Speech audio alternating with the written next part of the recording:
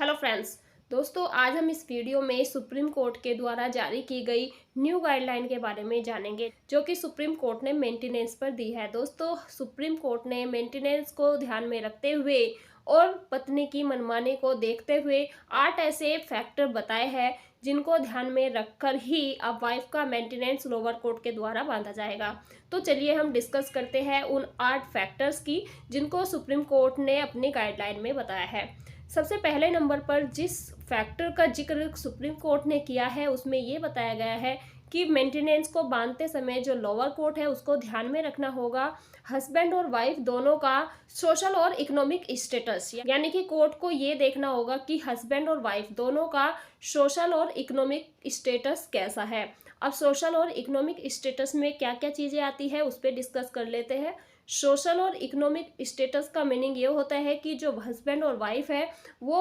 अपनी सोसाइटी में उनकी कैसी रेपुटेशन है, उनका क्या स्टेटस है, अगर वो कहीं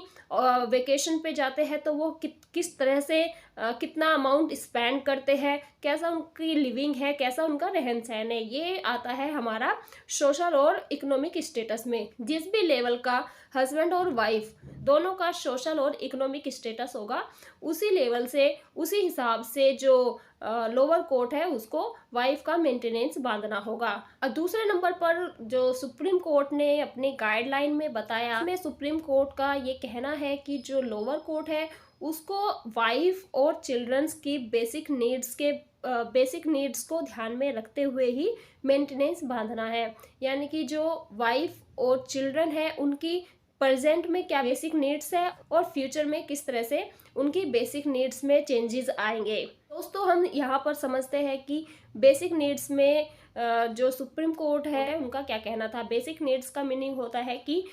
जो उनका डेली का खर्चा होता है, उनकी क्लोथिंग आती है, बच्चों की एजुकेशन आती है और होम वगैरह का जो रेंट जाता है वो बेसिक नीड्स में आता है। तो कोर्ट को ये ध्यान में रखना हो वाइफ और चिल्ड्रन है उनकी बेसिक नीड्स कितनी होगी और कितने चिल्ड्रन है, तो इन सब चीज़ों को ध्यान में रखते हुए वाइफ का मेंटेनेंस बांधा जाएगा। अब थर्ड नंबर की अगर हम बात करें तो थर्ड नंबर पर सुप्रीम कोर्ट ने बोला कि दोनों की क्वालिफिकेशन और एम्प्लॉयमेंट को देखना है, यानी कि हस्बैंड और वाइफ दोनों की क्या एजुकेशन है और उन दोनों का क्या ही एम्प्लॉयमेंट है। क्या हस्बैंड की क्या एजुकेशन है, वाइफ की क्या एजुकेशन है, वाइफ काम करती है, मैरिज से पहले काम करती थी या नहीं करती थी, हस्बैंड क्या काम करते हैं, कितनी उनकी अर्निंग है, दोनों की क्या वर्किंग कैपेसिटी है, कितना वो कमा सकते हैं, किस टाइप की उन्होंने एजुकेशन ले रखी है, इन सब चीज़ों का ध्यान रखा जाएगा। क्योंकि अगर वाइफ पढ़ी लिखी है तो वाइफ भी अर्निंग कर सकती है, लेकिन अगर वाइफ के पास छोटे बच्चे होते हैं तो उस वजह से वाइफ को अपनी जॉब छोड़नी पड़ती है, या फिर कई बार क्या होता है कि जो हस्बैंड होते हैं वो जानबूझकर भी अपनी वाइफ की जॉब छुड़वा देते हैं। तो ये सारी चीज़ें देखी जाएगी कि जो वाइफ है उसकी क्या एजुकेशन है और जो हस्बैंड है उसकी क्या एजुकेशन है। तो इस बेसिस पर जो वाइफ है उसका मेंटेनेंस बांधा जाएगा। और कई बार ये देखा जाता है कि इस बेसिस पे वाइफ का जो मेंटेनेंस है वो अच्छा खासा हो जाता है, क्योंकि ज़्यादातर महिलाएं क्या होती है कि वो कम पढ़ी लिखी होती है और जो उनके हस्बैंड होते हैं वो अच्छे खासे पढ़े लिखे होते हैं। तो इस चीज़ को भी ध्यान में रखते हुए ही लोअर कोर्ट को वाइफ का मेंटेनेंस बांधना है। अब फोर्थ नंबर की अगर हम बात करें तो फोर्थ नंबर पे आए सुप्रीम कोर्ट ने जो ध्यान में रखने वाली बात कही है वो कही है कि क्या दोनों का सोर्स ऑफ इनकम है और क्या ही उनके पास एसेट्स है। यानी कि एसेट्स में यानी कि क्या उनके पास कोई प्रॉपर्टी है या फिर कोई फंड्स वगैरह है या फिर कोई शेयर है, ये सारी चीज़ें हमारी एसेट्स में आती है। और क्या ही उनकी अर्निंग कैपेसिटी है, क्या उनकी सोर्स ऑफ इनकम है। ये क्योंकि दोस्तों क्या होता है कि जो वाइफ है वो भी आराम से घर में रह करके कई बार शेयर मार्केट का काम करती रहती है, उनके फंड्स होते हैं और उसके कई सारी एफडीज वगैरह बैंक में होती है। तो वाइफ के पास और हस्बैंड के पास दोनों के पास क्या क्या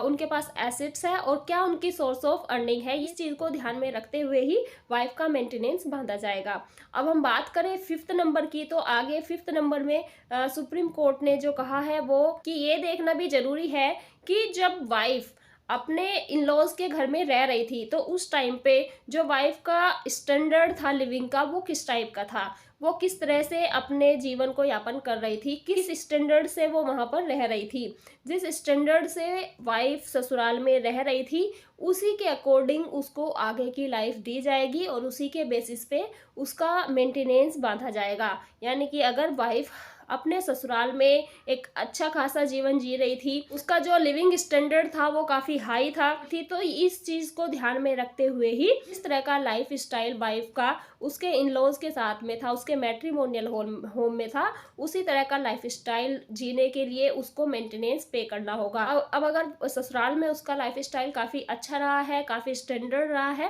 देन उसके लिए एक अच्छा खासा अमाउंट बन जाएगा। 7 नंबर की अगर हम बात करें तो सुप्रीम कोर्ट ने कहा है कि जो वाइफ है कि जो वो कोर्ट में केसेस लड़ रही है उसके लिए भी जो हस्बैंड है उसको एक रीजनेबल अमाउंट पे करना होगा, लेकिन ये सिर्फ उस कंडीशन में पे करना होगा अगर वाइफ अनएम्प्लॉयड है।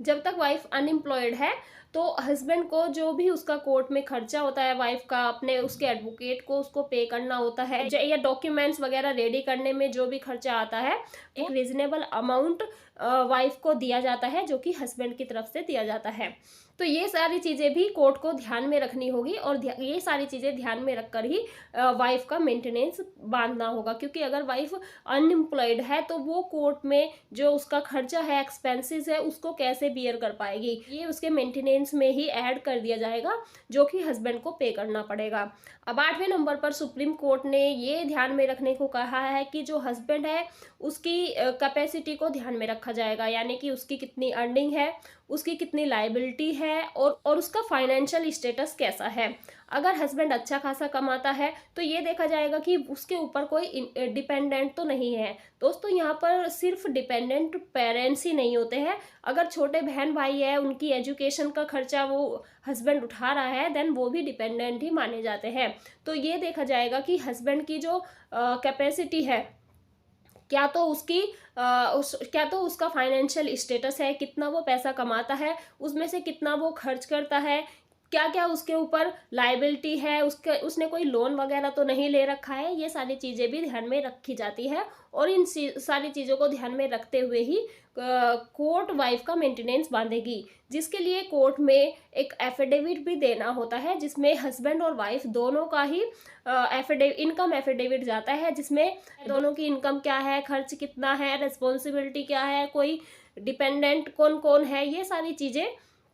उस एफिडेविट में लिखी जाती है। क्या उनके पास एसेट्स है, क्या नहीं है, सोर्स ऑफ इनकम क्या है, या क्या उनकी एजुकेशन है, ये सारी चीज़ें उस एफिडेविट में सब चीज़ें फिल करके कोर्ट में फाइल करना होता है, तो जिस बेसिस पर वाइफ का मेंटेनेंस बांधा जाता है। तो दोस्तों सुप्रीम कोर्ट ने ये 8 ऐसे फैक्टर बताए हैं जिनको ध्यान में रखते हुए ही जो लोअर कोर्ट है वो वाइफ के लिए मेंटेनेंस बांधेगी। सुप्रीम कोर्ट के द्वारा जारी की गई गाइडलाइन को और इसमें दिए गए सभी फैक्टर्स को लोअर कोर्ट को फॉलो करना है। तो दोस्तों आपको ये जानकारी कैसी लगी हमें कमेंट बॉक्स में कमेंट करके ज़रूर बताएं। थैंक यू दोस्तों।